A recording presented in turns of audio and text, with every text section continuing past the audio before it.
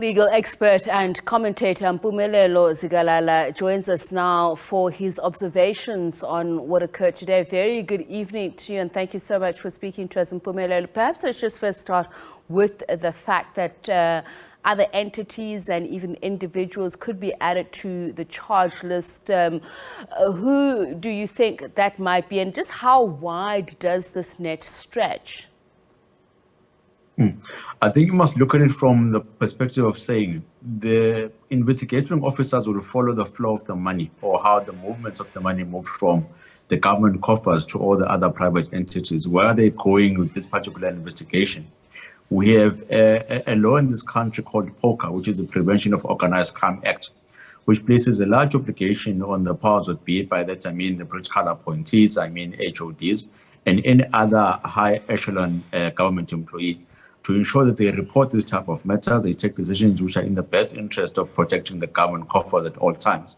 And if they fail to do that, and part of those proceeds end up being used up in corruption activities and fraud activities such as alleged these ones, then they must be held accountable for failing to report such these instances. So at the end of the day, whoever that has benefited, whether directly or indirectly, whoever that ought to have acted to prevent this type of looting from taking place, probably is going to be brought to book, and they'll be asked to account in a court of law.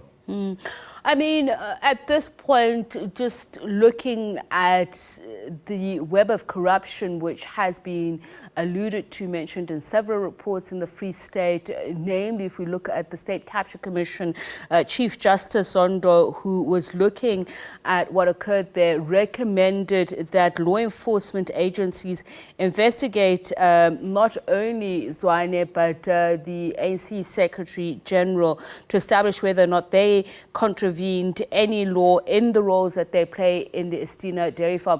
So we see people who've been charged and those who haven't. So what or how far would have the State Capture Commission gone in establishing culpability, and what the process that is underway now? We have to take it back to the resources that the commission had. It didn't have much resources in terms of the type of information that it would have helped to deal with. Secondly, the powers that it had. So it can't declare someone as a criminal. It can't say to you, to an individual, you are now found guilty of contravening this particular act. So the only thing that it could have done was to say, law enforcement agencies, please go on to investigate this type of matters. NPA, please take over if there are individuals that need to be prosecuted at the end of the day. But they've done a good job in terms of unraveling this type of allegations, gathering the facts together, and making sure that they provide information in which the NPA and law enforcement agencies can work with.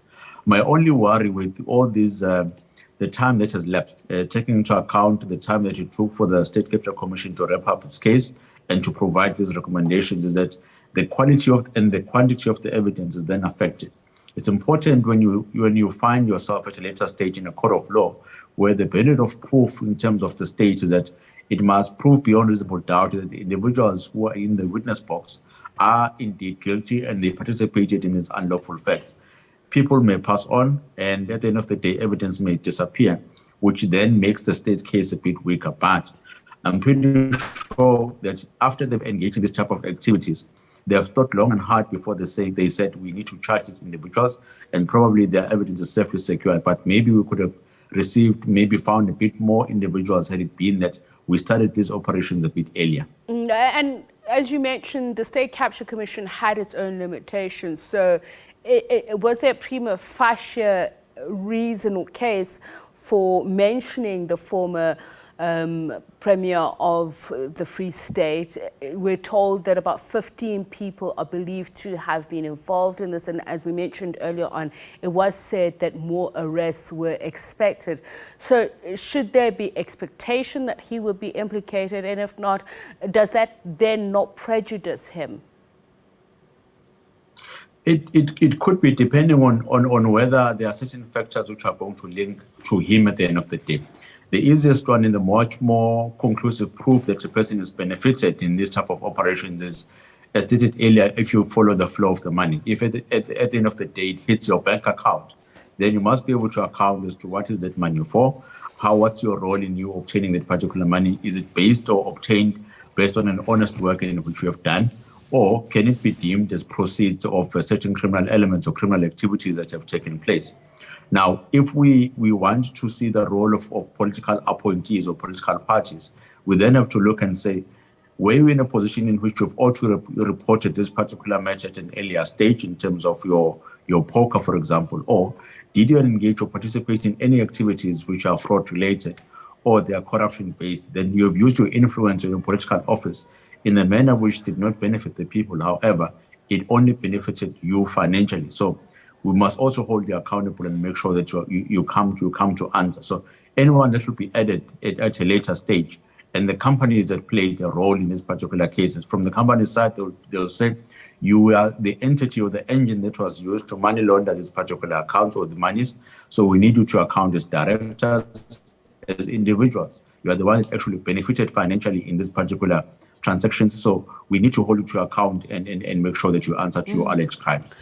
Now, obviously, there would be a degree of culpability here. We hear that Vasram and Endorjith were arrested earlier this year after they were said to be directly linked to the failed Estina Dairy Farm. What does that mean? It basically means that you allegedly, because of this case is not something that has been proved, it basically means that you were the engine of this particular operation. You are the one that pressed the green buttons. The money that was received into your accounts as directors, you then had a fiduciary duty to make sure that you act in the best interest of the shareholders. And in executing your duties, all that you were doing and facilitating are proceeds or things which only led to corruption and nothing else. So you're not a legitimate company at the end of the day. The only process or the reasons of why you are there is that you are engaging in this big enterprise that at the end of the day siphoned money from government coffers to other individuals. So if the state can be able to prove whatever that is alleged now, then the basis of criminality or maybe the courts finding them guilty, those chances are quite high. Now, we're told that the number or the amount that is said to have been involved is somewhere in the region of 200 million rands.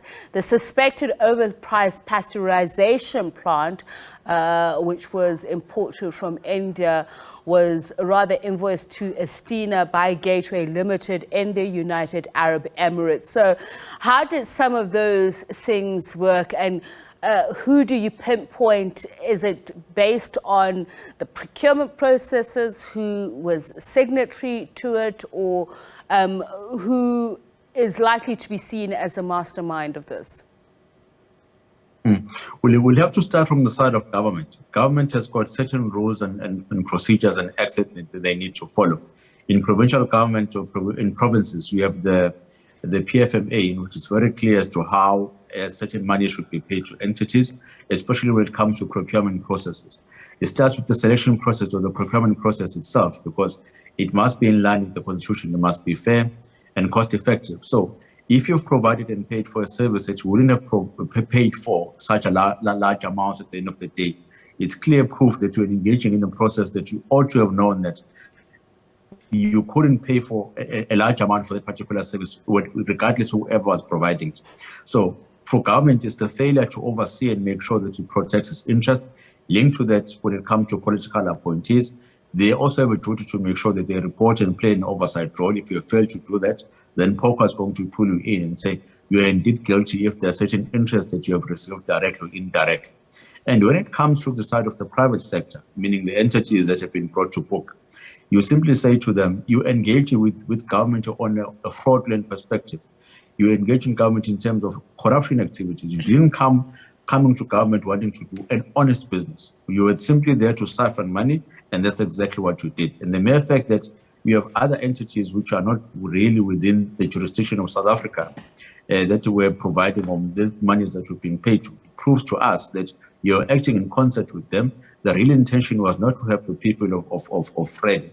The only thing that you wanted to do was to siphon money from government and give it to other entities. So by participating in that role, we must also hold you to book. And if there are any fraud or corruption activities that you have acted or you have participated in, as directors of the company, we are going to hold you liable. All right. Thank you so much for speaking to us, legal expert and commentator Mpumelelo Zikalala.